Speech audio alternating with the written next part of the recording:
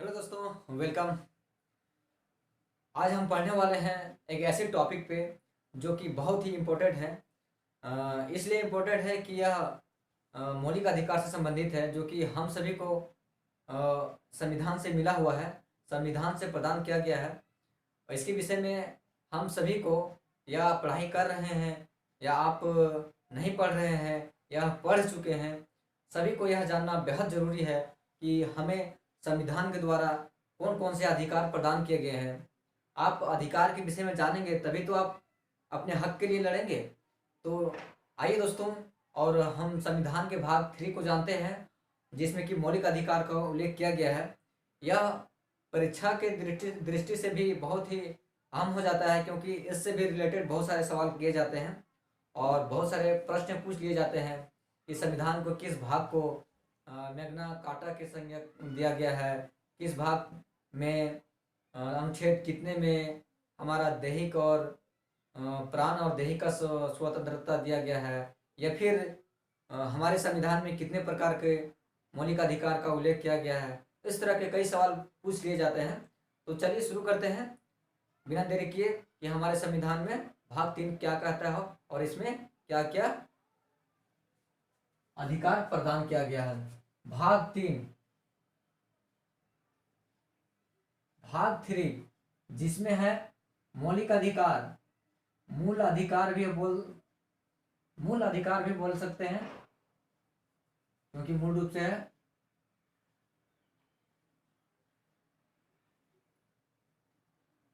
हमारा संविधान का मूल अधिकार। आर्टिकल यानी कि अनुच्छेद इंग्लिश में 12 से लेकर के 35, 12 से लेकर 35 तक उल्लेखित है मूल अधिकार। मूल अधिकार को हमारा संविधान जिस समय निर्माण हो रहा था, उस समय निर्माणकर्ताओं ने लगभग सभी देशों का अध्ययन करा। सभी देशों का संविधान को अध्ययन करने के बाद जो जहाँ जहाँ का संविधान के विषय में अच्छी बातों को इन्होंने शामिल किया, जो जरूरी बातें था उनको शामिल किया, सभी के लोगों के लिए जरूरी था उसको शामिल किया गया। तो इस तरह से मूल अधिकार को हमारे संविधान में अमेरिका के संविधान से लिया गया है, अमेरिका के संविधान से प्रेरित है। और अमेरिका के संविधान में जो भी मूल अधिकार है उससे भी विस्तृत और विस्तार रूप में हमारा संविधान है, जो कि विश्व में जिन देशों में मूल अधिकार का प्रावधान किया गया है उन सभी देशों से अलग हमारा संविधान का मूल अधिकार जो है विस्तार रूप में है, विस्तार और विस्तृत है। इसके कई कारण हैं विस्तार और विस्तृत होने के लिए, क्योंकि भारत का भूभाग का विस्तार बहुत है। यहाँ पे विभिन्न धर्मों के लोग रहते हैं, यानी कि विविधता वाला देश है, सभी धर्मों का मानने वाले लोग हैं। तो इस तरह से मूल अधिकार को विस्तार रूप में प्रदान किया गया है हमारे संविधान में भाग 3 के तहत, अनुच्छेद 12 से लेकर के 35 तक। तो चलिए शुरू करते हैं। मैग्ना कार्टा, मूल अधिकार को मैग्ना कार्टा का संज्ञा दिया गया है, याद रखेगा, जिसको कि इंग्लिश शब्द है ये, जिसको कहते हैं अधिकार पत्र हिंदी में। तो यह एक सवाल इंपॉर्टेंट है कि किस भाग को अधिकार पत्र भी कहा जाता है, यानी कि मैग्ना कार्टा कहा जाता है।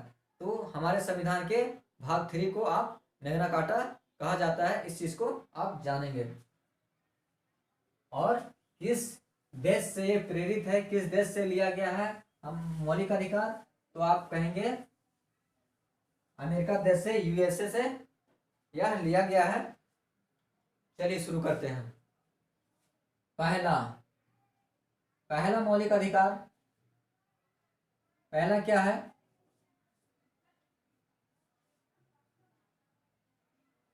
पहला है समता या समानता का अधिकार।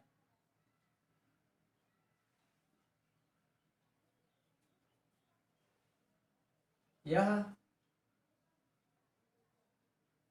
अनुच्छेद 14 से लेकर के 18 में उल्लेखित है। पहला क्या है? समता या समानता का अधिकार। यह अनुच्छेद 14 से लेकर के 18 में उल्लेखित है। दूसरा मौलिक अधिकार क्या है? दूसरा है स्वतंत्रता का अधिकार।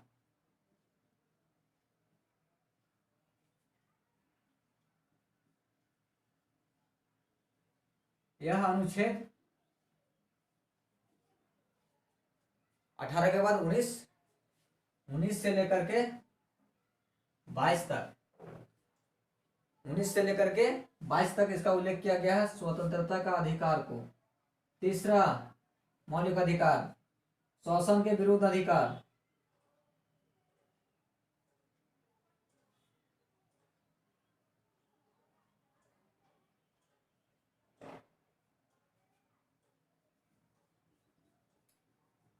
शोषण के विरुद्ध अधिकार को आर्टिकल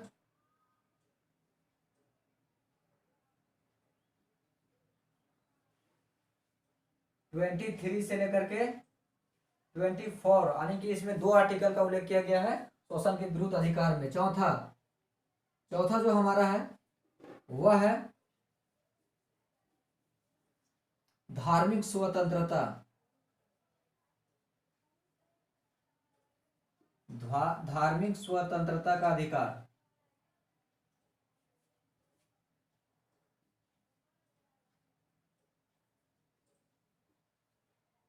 यह अनुच्छेद 25 से लेकर के 28 तक उल्लेखित है। धार्मिक स्वतंत्रता का अधिकार यह अनुच्छेद 25 से लेकर के 28 में उल्लेखित किया गया है। तो ये चौथा हो गया। पांचवा जो है संस्कृति और शिक्षा से संबंधित अधिकार दिया गया है। और छठा में था संपत्ति का अधिकार। इसको संशोधित करके अनुच्छेद 300 क में भाग 12 में उल्लेख दर्ज कर दिया गया। तो इसके बाद छठा आपका आएगा, वह रहेगा संवैधानिक उपचारों का अधिकार। पांचवा संस्कृति एवं शिक्षा का अधिकार।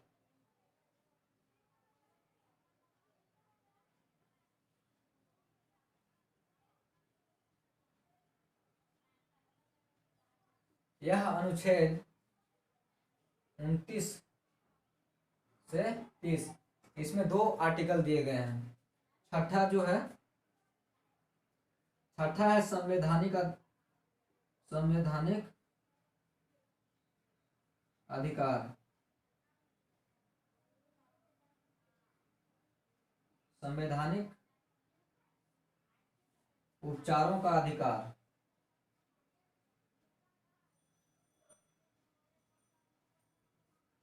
यह अनुच्छेद 31 में संपत्ति का अधिकार था, जिसको संशोधित कर करके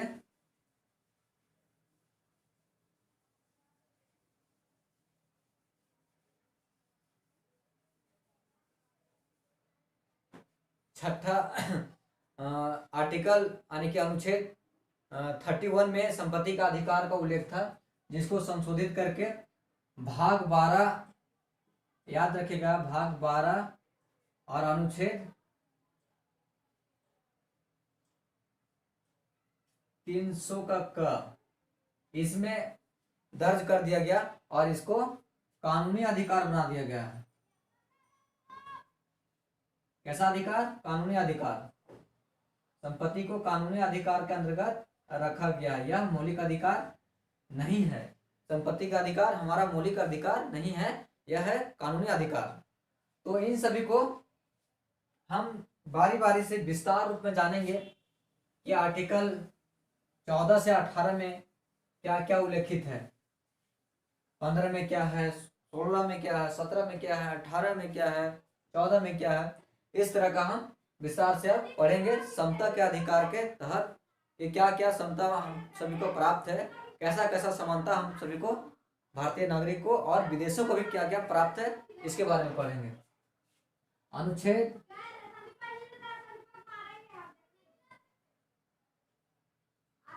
14।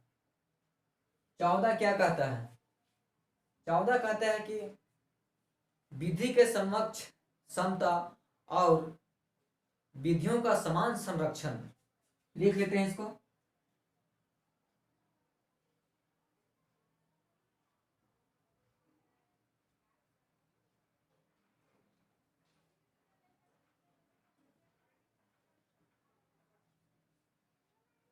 विधियों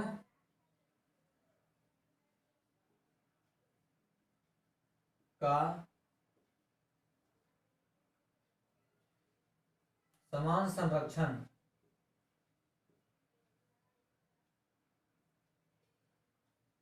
आर्टिकल 14, आर्टिकल 14 यानी कि अनुच्छेद 14 यह कहता है कि विधि के समक्ष समता, यानी जो भी कानून बनेगा, जो भी कानून बनेगा उसके तहत सभी नागरिक, सभी भारतीय, सभी आदमी या कहिए या भारतीय कहिए या सभी लोग कहिए, वह विधि का समान, सभी सभी के लिए समान विधि बनेगा, समान कानून बनेगा और लागू समान होगा। और यह जो भी कानून बनेगा उसको न्यायालय द्वारा लागू किया जाता है। न्यायालय द्वारा संरक्षण प्रदान किया जाता है, वह सभी के लिए समान होगा। आर्टिकल हमारा 14 कहता है विधि के समक्ष समानता और विधियों का समान संरक्षण। आर्टिकल 15, आर्टिकल 15 में उल्लिखित है कि धर्म,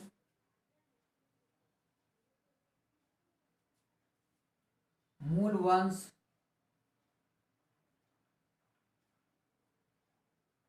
लिंग तथा जन्म स्थान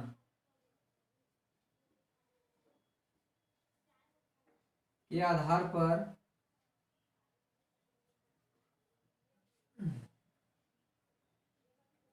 विभेद निषेध है।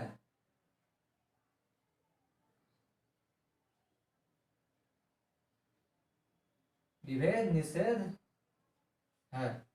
आर्टिकल 15 क्या कहता है कि धर्म, मूल वंश और लिंग के आधार पे या जन्म स्थान के आधार पे आप किसी से विभेद नहीं कर सकते हैं, ये कानूनी अपराध है। यानी कि कोई भी धर्म, हमारा संविधान एक धर्म निरपेक्ष राज्य है, कोई भी धर्म को माने, चाहे हिंदू धर्म, बौद्ध धर्म, ईसाई धर्म, इस्लाम धर्म, धार्मिक रूप से आप किसी को विभेद नहीं कर सकते हैं, यह हमारा आर्टिकल 15 कहता है। और किस मूल वंश का है, किस वंश का है, या जन्म किस राज्य में हुआ है, किसी दूसरे राज्य में इसका विभेद नहीं किया जाएगा, सभी राज्यों में समान अधिकार है। तो इस तरह से आर्टिकल 15 में उल्लेख है। 16 में क्या है? 16 में है लोक नियोजन में अवसर का समानता। यानी कि राज्य सरकार किसी पद पर नियुक्ति के संबंध में सभी को समान अधिकार प्रदान करेगा। इसमें अपवाद है, जैसे पिछड़ी वर्ग हो गया या अनुसूचित जनजाति, जाति, इन सभी को संविधान से आरक्षण दिया गया है पॉजिटिव वे में, यह नहीं कि नेगेटिव वे में दिया गया है। इन लोग को समान लाने के लिए काफ़ी पिछड़े हुए हैं, तो इसलिए संविधान सभा जिसमें बन रहा था उस समय इन सभी को ध्यान में रखते हुए इन सभी को अधिकार प्रदान किया गया है। तो अपवाद के साथ यह आर्टिकल 16 है, जिसमें लोक नियोजन में अवसर का समानता है। राज्य सरकार द्वारा किसी पद पे नियुक्ति से संबंधित सभी को समान अधिकार प्रदान करता है। आर्टिकल 17, आर्टिकल 17 कहता है अस्पृश्यता का अंत।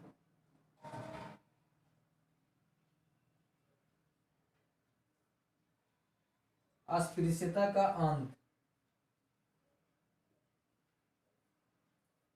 अस्पृश्यता है मतलब छुआछूत और अनुसूचित जाति को बेइज्जती करना, पिछड़े वर्ग या दलित वर्ग को दलित कहना और किसी तरह से बेइज्जती करना, या फिर इसी के अंतर्गत है कि आप जोर जबरदस्ती काम लेना। यह आर्टिकल 17 कहता है कि आप किसी को बेइज्जती नहीं कर सकते हैं और किसी का अधिकार को आप नहीं छीन सकते हैं, या फिर इस तरह के इसका जो उन्मूलन करता है, इसका उन्मूलन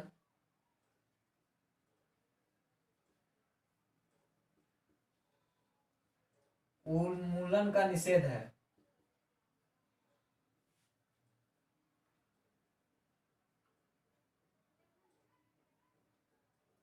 कि आप इसका संरक्षण भी प्रदान नहीं कर सकते हैं। अगर कोई किसी को दलित कहता है या फिर पिछड़ी जाति कह करके इसको बेइज्जती करता है तो, या फिर छुआछूत करता है।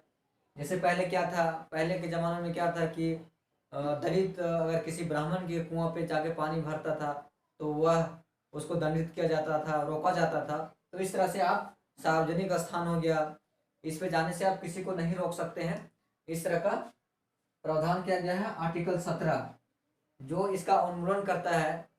छुआछूत को जो उन्मूलन करता है या संरक्षण प्रदान करता है, उसके लिए 6 माह का सजा का प्रावधान है और 500 रुपये का जुर्माना एक साथ दोनों लगाया जा सकता है। यह अनुच्छेद 17 कहता है। 17 के बाद अनुच्छेद इसमें एक और बचा हुआ है जो कि 18 है। 18 में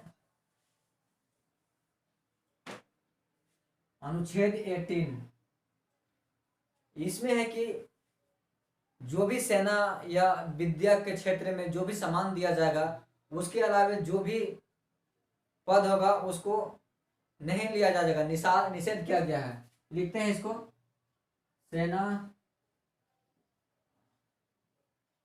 तथा विद्या से संबंधित सामान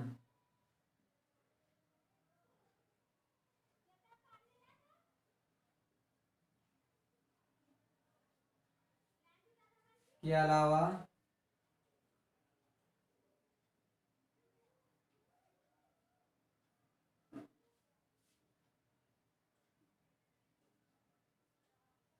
उपाधियों का अंत।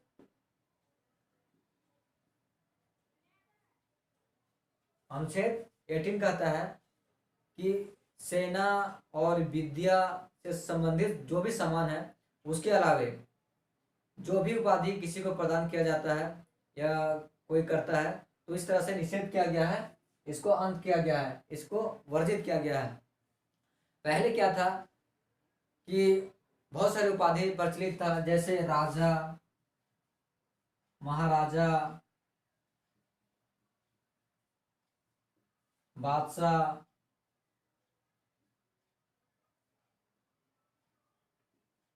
मतलब इस प्रकार के उपाधि प्रदान किया जाता था। इन सभी को अब रोक दिया गया है और केवल सेना या विद्या से संबंधित आप सामान ले सकते हैं, अन्यथा इन सभी को राजा महाराजा इन सभी को आप नहीं ले सकते हैं। यह आर्टिकल 18 कहता है। इसमें एक और बात, जो विदेशी द्वारा अगर विदेश द्वारा किसी को सामान या फिर कोई पद या उपाधि मिलता है, किसी को प्राप्त करना होता है विदेश द्वारा, यानी कि दूसरे देशों द्वारा किसी को कोई उपाधि मिलता है, तो उपाधि लेने से पहले राष्ट्रपति से अनुमति लेना पड़ता है और राष्ट्रपति अगर अनुमति दे देते हैं तब जाकर के आप उपाधि ले सकते हैं किसी दूसरे देश से। तो इस तरह से अनुच्छेद 18 खत्म हुआ और इसके बाद पहला जो था समानता का अधिकार, ये भी खत्म हो गया। इसके बाद दूसरा जो है उसके बारे में पढ़ेंगे। दूसरा हमारा है स्वतंत्रता का अधिकार।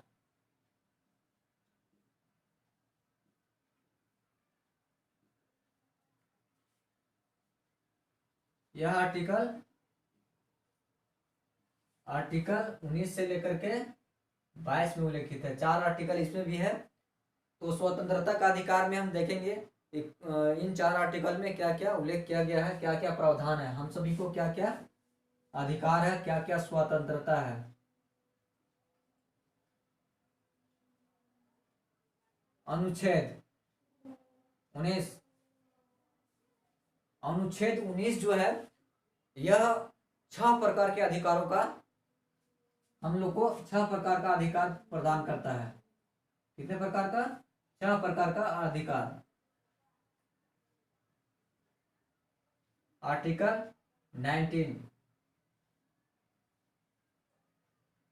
इसमें से ये जो है ये मतलब पहला अधिकार जो है वह बोलने की स्वतंत्रता, बोलने यानी कि वाक बोलने की स्वतंत्रता एवं अभिव्यक्ति की स्वतंत्रता।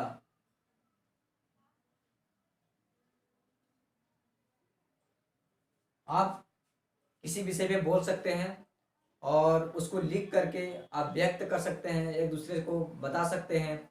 इसी में है कि आप सरकारी कामकाज के बारे में जानकारी प्राप्त कर सकते हैं या आप अखबार छाप सकते हैं।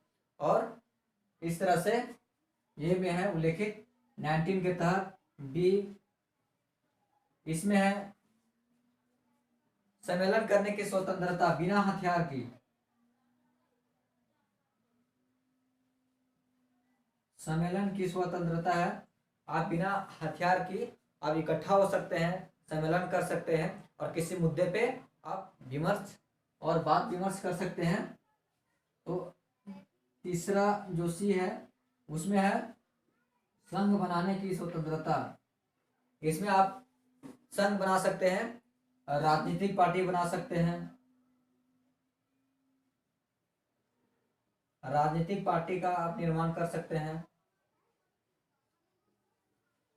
फार्म बना सकते हैं, कंपनी बना सकते हैं। यह आर्टिकल 19 के तहत ही है। डी में है निवास की स्वतंत्रता।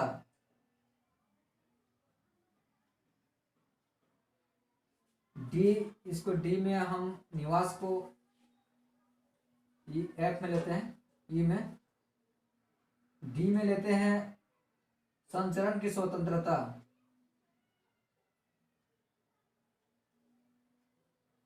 यानी कि आप अबाध रूप से एक राज्य से दूसरे राज्य, एक जगह से दूसरे जगह आप संचरण कर सकते हैं, आ सकते हैं, जा सकते हैं। इसमें पाबंदी नहीं है, इसमें विभेद नहीं है। आर्टिकल 19 के तहत यह प्रावधान किया गया है। संचरण के बाद ई में है निवास। निवास की स्वतंत्रता, आप भारत देश में या किसी राज्य हो या किसी क्षेत्र हो, किसी जिला हो, आप कहीं भी जमीन खरीद करके घर बना सकते हैं और वहां आप वास कर सकते हैं, वहां रह सकते हैं। यह आर्टिकल 19 के तहत प्रावधान किया गया है। छठा इसमें जो है वह है व्यापार।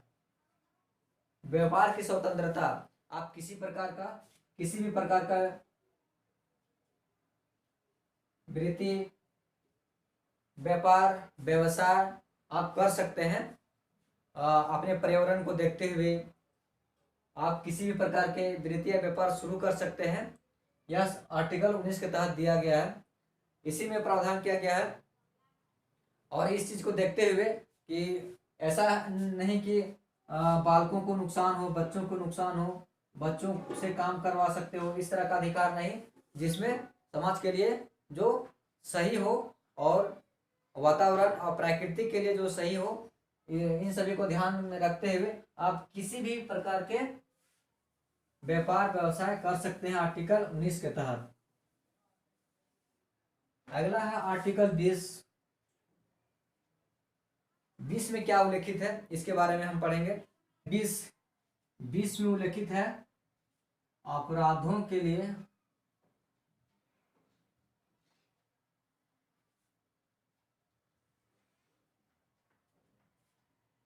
संरक्षण।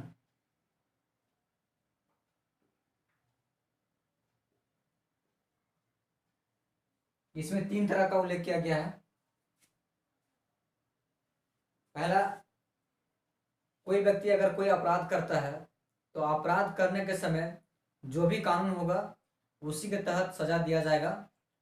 और ऐसा नहीं कि बाद में कानून बना या पहले क्या कानून था, वैसा नहीं।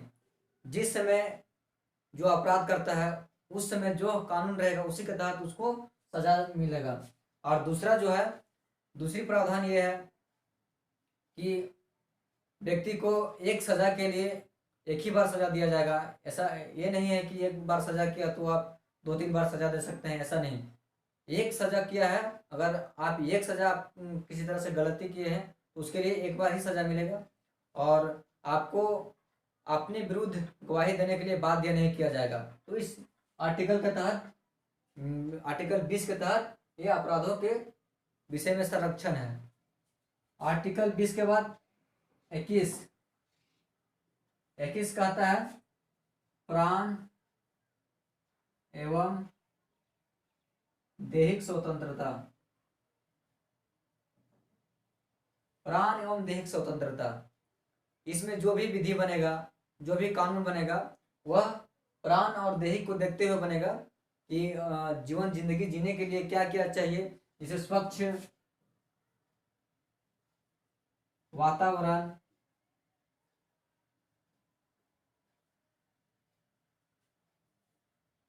और स्वच्छ जल, इस तरह का स्वच्छ पर्यावरण, इन सब हमारे हम सभी को चाहिए जीने के लिए। तो ये सबको देखते हुए जो भी कानून बनाएंगे सरकार वो रहेगा। तो इस तरह से 21 में उल्लेखित है। और 21 में 21 का जो कि निःशुल्क शिक्षा प्रदान करता है 14 से, यानी कि बालकों को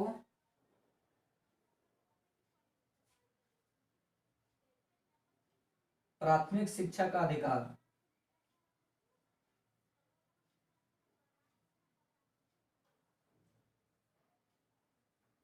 प्राथमिक शिक्षा का अधिकार 21 के क में उल्लेखित है कि बालकों को प्राथमिक, बालकों हो या बालिकाओं हो, बच्चों को प्राथमिक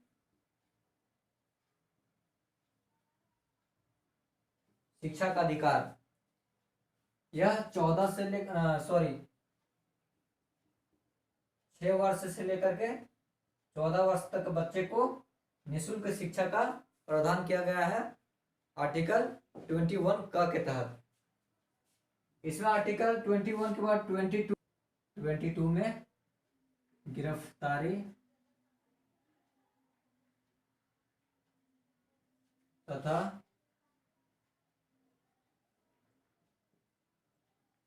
निरोध में संरक्षण।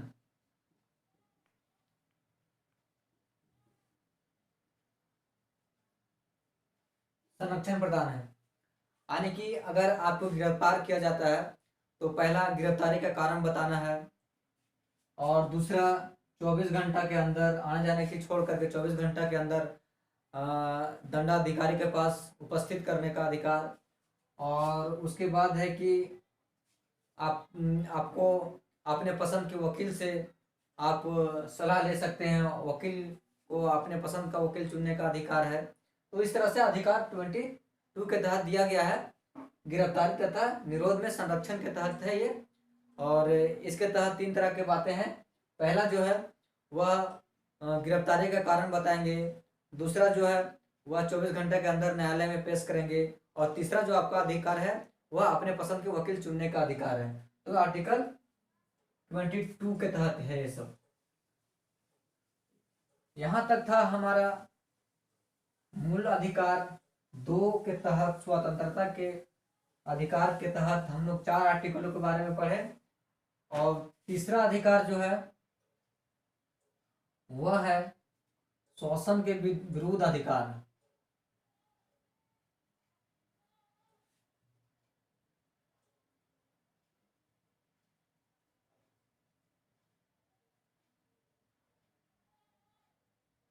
शोषण के विरुद्ध अधिकार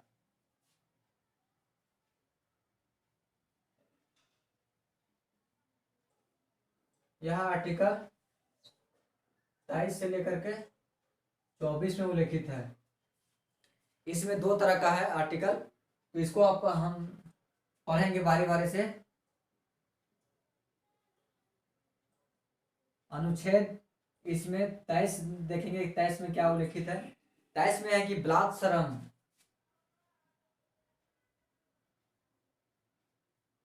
बलात्सरम तथा मानव का दुर्व्यवहार निषेध।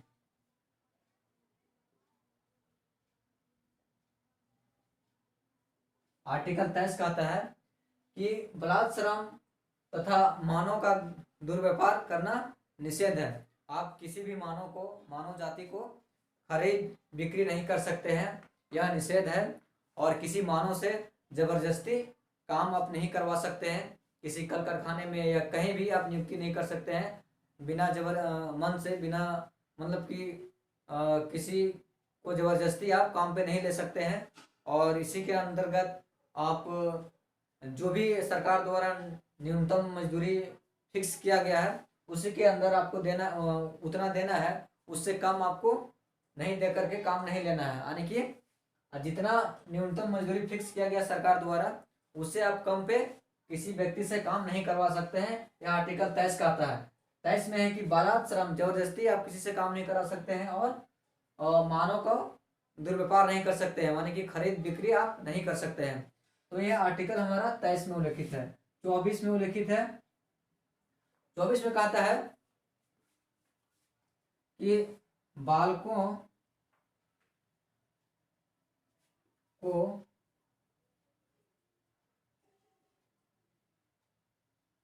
कल कारखानों में यानी कि नियोजन में